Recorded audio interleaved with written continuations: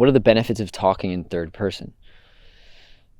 I used to do this as a kid, and then at some point I had a traumatic experience where I was up front speaking to the class, and I felt it was appropriate to describe that Rocco had an idea and that I did this and did this, but then Rocco sometimes blah, blah, blah, blah. So I had this kind of way of doing that, and then I had this experience where a teacher was like, yeah, don't do that. It's weird. It makes people feel uncomfortable, and just say I.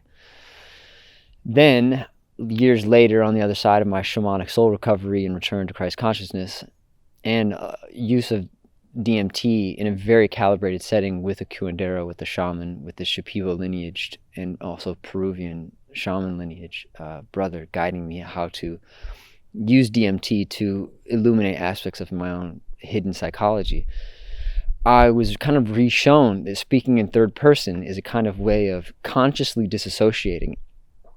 Conscious disassociation, I would say, is helpful because it creates a clarification between the difference of where the I am presence is coming from and the ego body self.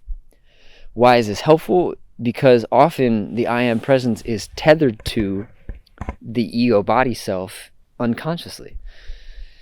And so all the things that the ego body self are liking or unliking, you as the I am presence get stuck in that posture.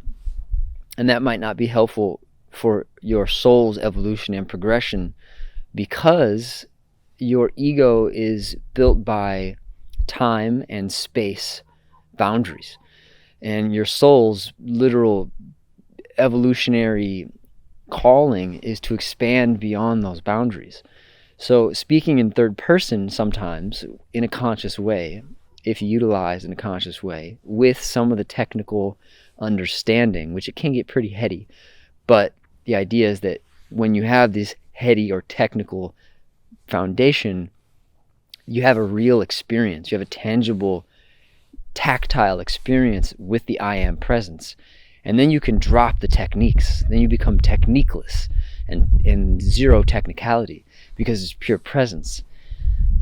So Rocco sometimes has an addiction to over-explaining. That's also part of my dharma in finding simplicity. Sometimes you have to go past simplicity into the complexity to then find the sweet spot between complexity and simplicity. I have found, as the soul self I am presence, that I often get stuck in Rocco.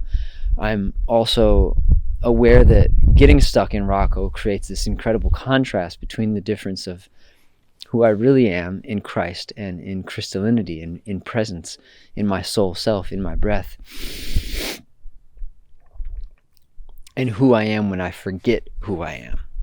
And so having that tangible, tactile differentiation experience is a gift. It's actually a furthering of my testimony. I have proof. I have sensation proof of who I am and who I'm not. What? What? That's a great outfit. It's a great look. Yeah? For you, yeah. Thank you. Yeah. Boop, boop. Hopefully it sounds really good. Really clear. Yes. I feel like it will. Hello?